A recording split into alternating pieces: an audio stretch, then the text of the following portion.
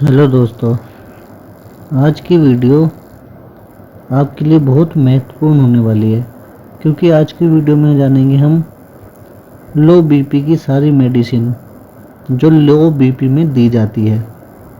तो वीडियो को लास्ट तक देखना, ठीक है। इसमें हम देखेंगे कौन कौन सी मेडिसिन पेशेंट को कंडीशन के हिसाब से दी जाती है। चलो शुरू करते हैं अपना आज का लेक्चर। जैसे अगर हम नॉर्मल बीपी की बात करें तो नॉर्मल जो हमारा बीपी रहता है वो 120 से 80 रहता है। ये हमारा नॉर्मल बीपी रेंज है। अगर हम हाइपरटेंशन की बात करें, हाइपरटेंशन में क्या होता है, बीपी इंक्रीज हो जाता है, बढ़ जाता है, तो उसकी जो रेंज है वो हमारी होती है 140 से लेके 90, ठीक है ना। और हाइपोटेंशन में क्या होता है, हमारा बीपी डाउन हो जाता है, जिसकी जो एवरेज रेंज आ जाती है वो आ जाती है 90 टू 60, 90 और 60, ठीक है ना। तो ये हो जाती है हमारी हाइपोटेंशन की नॉर्मल रेंज ब्लड प्रेशर की, ठीक है। तो ये जाना हमने ब्लड प्रेशर के बारे में। आगे हम बढ़ते हैं कि किस किस कारणों से ये सिम्टम्स होते हैं। जैसे डिजीनेस, ठीक है ना, किसी को डिजीनेस हो गया, फेंटिंग हो गया, वोमिटिंग हो गया, फास्ट शैलो ब्रीथिंग हो गया, वीकनेस हो गया, कोई टायर्ड फील कर रहा है, तो इन कारणों से भी बीपी ये होते हैं इसके सिम्टम्स कि बीपी लो होने पे पेशेंट को क्या क्या सिम्टम्स देखने को मिलते हैं। आइए अब हम बात करते हैं कुछ कोजेस की जिसके कारण बीपी हमारा लो होता है।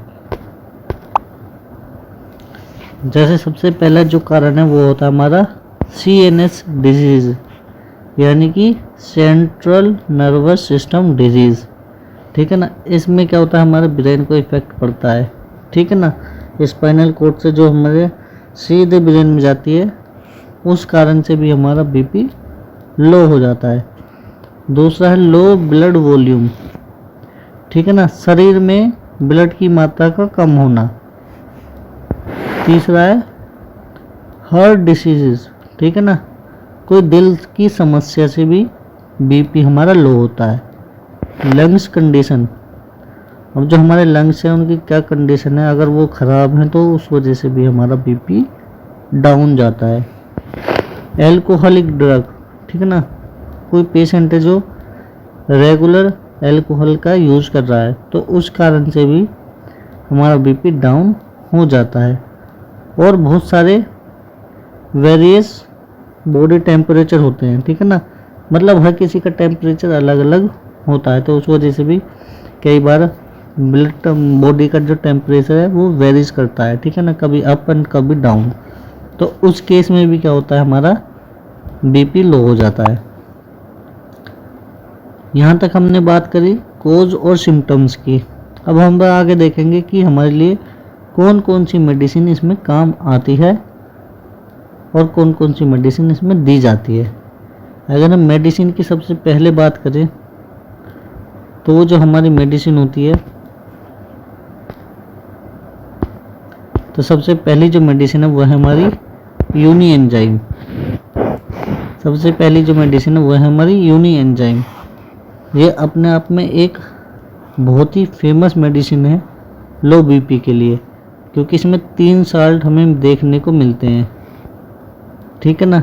ये हमने साल्ट लिखे हुए और ये है इसका brand name Torrent. Torrent company की ये मेडिसिन है, ठीक है। तो बीपी लो के लिए बहुत बढ़िया मेडिसिन मानी जाती है। और बात करें इसकी डोज की कि कैसे लेनी है, तो डोज ये नीचे लिखी है, आप देख सकते हो। आफ्टर मील के बाद ये दिन में 2 बार लेनी होती है, सुबह शाम। दूसरा बात करें तो दूसरा है हमारा जिंकोफर एक्सटी। ये भी अपने आप में एक कामयाब मेडिसिन है बीपी लो पेशेंट के लिए, ठीक है।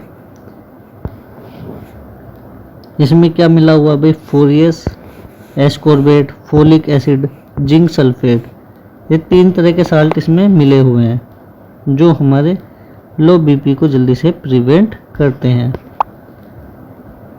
अगर बात करें हम सिम्टम्स के बेसिस पे, ठीक है ना, तो जो सिम्टम्स होते हैं, वोमिटिंग लगना भाई, वोमिटिंग हो गया, नोजिया हो गया, पेशेंट को डायरिया हो गया, ठीक है ना। इस बेसिस पे अगर हम मेडिसिन की बात करें तो हमारा आता है डिस्प्रिन। डिस्प्रिन का नाम आप सबने सुना होगा और डिस्प्रिन काफ़ी असरदार मेडिसिन मानी जाती है, ठीक है ना। जैसे हेडेक हो गया तो ये ऐसे पेन किलर भी ली जाती है। दूसरा, अगर हम सिम्टम्स की बात करें कि पेशेंट को अगर वॉमिटिंग हो रही है तो उस केस में क्या करेंगे हम, उस केस में हमारा था एसिलोक 150 और एमिसेट 4, ये दोनों ही वोमिटिंग के लिए कारगर दवाई साबित होती है।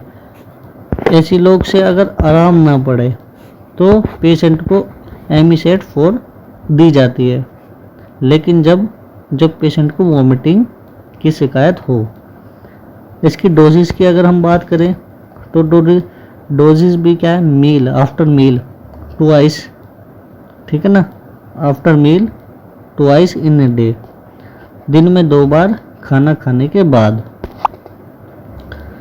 वहीं बात करें हम अपने डायरिया के केस में, ठीक है ना, पेशेंट को लो बीपी के साथ साथ डायरिया भी है, तो उस केस में हम साथ इस मेडिसिन के साथ साथ ORS का भी यूज़ करते हैं। ORS क्या करता है, ORS भाई हमारे शरीर में जो इलेक्ट्रोलाइट होते हैं उसको बैलेंस करता है, ठीक है ना, और इससे काफ़ी हद तक हमारी वीकनेस भी कम होती है और हमारे डायरिया को भी रिलीफ मिलता है। साथ ही साथ में हमें पानी की पूर्ति भी होती रहती है। तो ORS, और दूसरा अगर हम बात करें तो ORS के साथ हम ये इलेक्ट्रोल पाउडर भी ले सकते हैं, इन दोनों में से हम कोई एक ले सकते हैं। तो ये था भाई लो बीपी की मेडिसिन के बारे में, ठीक है। अगला जो हम वीडियो बनाएंगे उसमें बनाएंगे हम हाई बीपी से रिलेटेड, उसमें हम बनाएंगे हाई बीपी मेडिसिन के लिए, ठीक है। तो अगर वीडियो आपको अच्छी लगी हो तो चैनल को सब्सक्राइब ज़रूर करना भाई, और वीडियो को लाइक करना। चलो मिलते हैं नेक्स्ट वीडियो में हाई बीपी की मेडिसिन के साथ।